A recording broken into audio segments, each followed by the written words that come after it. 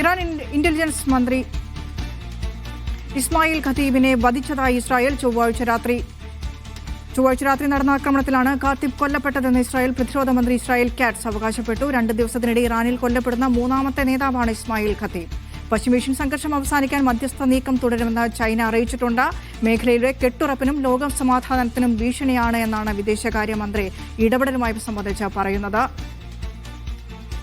MCA Nasar ദുബായിൽ നിന്ന് വിശദാംശങ്ങളുമായി ചേരുന്നുണ്ട്.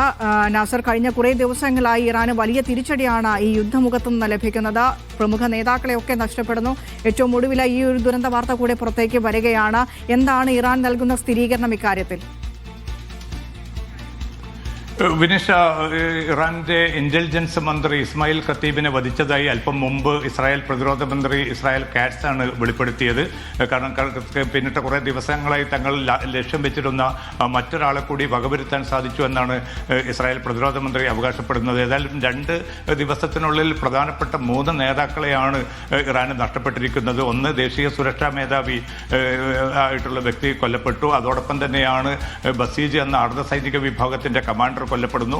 തുടർന്നാണ് ഇപ്പോൾ ഇന്റലിജൻസ് വിഭാഗത്തിന്റെ മന്ത്രി കൂടിയായിട്ടുള്ള ഇസ്മായിൽ ഖതീബിനെ കൂടി വധിക്കുന്നത്. ഏതായാലും അലി ലാറിജാനിയും അതോടൊപ്പം തന്നെ കമാൽ റസ സുലൈമാനിയും അതിന് പിന്നാലെ ഇസ്മായിൽ ഖതീബ് കൂടി വധിക്കപ്പെടുമ്പോൾ സ്വാഭാവികമായിട്ടും ഇറാനെ സംബന്ധിച്ചിടത്തോളം അത് തിരിച്ചടി തന്നെയാണ്. പക്ഷേ ഇത്തരം നേതാക്കളിലല്ല, അതിനപ്പുറത്തേക്കുള്ള സംവിധാനങ്ങളിലാണ് കാര്യങ്ങൾ മുന്നോട്ട് നീങ്ങുന്നത്. അത് ഒരിക്കലും തന്നെ തങ്ങളെ ബാധിക്കുന്നില്ല എന്നൊരു വിശദീകരണമാണ് ഇതുമായി ബന്ധപ്പെട്ട് ഇറാന്റെ വിദേശകാര്യമന്ത്രി അബ്ബാസ് അറാഖ്ചി അല്പം മുമ്പ് നൽകിയിരിക്കുന്നത്. ഇന്നലെ കൊല്ലപ്പെട്ട അലി ലാറിജാനിയും അതോടൊപ്പം തന്നെ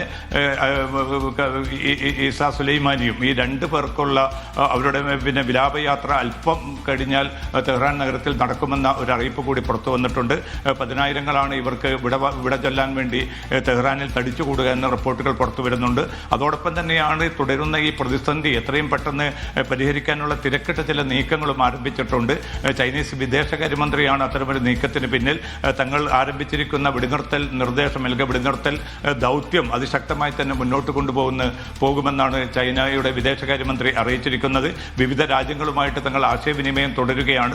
കാരണം ഈ സംഘർഷം ഇനിയും നീളുകയാണെങ്കിൽ അത് മേഖലയുടെ കെട്ടുറപ്പിന് മാത്രമല്ല ലോക സമാധാനത്തിനും ലോക സാമ്പത്തിക രംഗത്തിന്റെ തകർച്ചയ്ക്കും വഴിയൊരുക്കുമെന്നൊരു മുന്നറിയിപ്പ് കൂടിയാണ് ചൈനീസ് വിദേശകാര്യമന്ത്രി നൽകിയിരിക്കുന്നത്. വിനിഷ, ഇപ്പോൾ വന്ന റിപ്പോർട്ട് ഇസ്രായേലിനെ ഉദ്ധരിച്ചു വന്ന റിപ്പോർട്ടാണല്ലോ പുറത്തേക്ക് വന്നത്. ഇറാൻ ഏതെങ്കിലും ഇക്കാര്യത്തിൽ ഒരു വിശദീകരണമോ അല്ലെങ്കിൽ അദ്ദേഹം കൊല്ലപ്പെട്ടു എന്ന കാര്യത്തിൽ ഒരു സ്ഥിരീകരണമോ നൽകുന്നുണ്ടോ?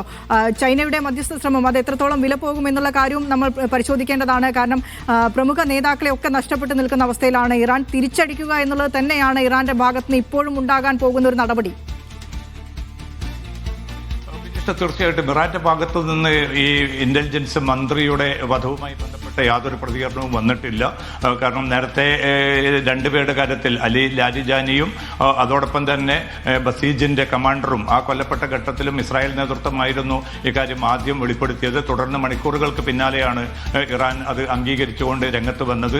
ഇന്റലിജൻസ് മന്ത്രി ഇസ്മായിൽ ഖതീബ് അദ്ദേഹത്തെ വകവരുത്തിയതായിട്ട് അല്പം മുമ്പാണ് ഇസ്രായേൽ പ്രതിരോധ മന്ത്രി അറിയിച്ചിരിക്കുന്നത്. ഒരുപക്ഷെ മണിക്കൂറുകൾക്ക് പിന്നാലെ ഇന്ന് വൈകിട്ടോടുകൂടി ഇറാന്റെ ഭാഗത്തു നിന്നുള്ള ഒരു സ്ഥിരീകരണം ഉണ്ടാകുമെന്നാണ് നമുക്ക് മനസ്സിലാക്കാൻ സാധിക്കുന്നത്. എന്തായാലും ഇത്തരം വ്യക്തികളെ കൊലപ്പെടുത്തിയത് കൊണ്ടൊന്നും ഈ യുദ്ധത്തിൽ തങ്ങൾ പുറകോട്ട് പോകാൻ പോകുന്നില്ല. നിലപാടത്തെ ശക്തമായി തന്നെ മുന്നോട്ട് പോകുമെന്നാണ് ഇറാൻ വിദേശകാര്യമന്ത്രിയുടെ ഒരു പ്രതികരണം വന്നിരിക്കുന്നത്. നേരത്തെ വിനീഷ സൂചിപ്പിച്ചതുപോലെ ചൈന നേരത്തെ മുതൽ തന്നെ ഈ ഒരു വെടിനിർത്തലുമായി ബന്ധപ്പെട്ട് വിവിധ രാജ്യങ്ങളുമായിട്ട് ആശയവിനിമയം നടത്തിയിരുന്നു. പ്രത്യേകിച്ച് UAE ഉൾപ്പെടെയുള്ള രാജ്യങ്ങളുമായി അടുത്ത ബന്ധം പുലർത്തുന്ന രാജ്യം കൂടിയാണ് ചൈന. അതുകൊണ്ട് തന്നെ ഗൾഫ് രാജ്യങ്ങൾക്ക് നേരെയുള്ള ഇറാന്റെ ആക്രമണത്തോടും പശ്ചിമേഷ്യയിൽ അശാന്തി തുടരുന്നു. ആശങ്കയുടെ മുൻപിൽ തന്നെയാണ് പശ്ചിമേഷ്യ എന്നാണ് MCA നാസർ ദുബായിൽ നിന്നും റിപ്പോർട്ട് ചെയ്യുന്നത്.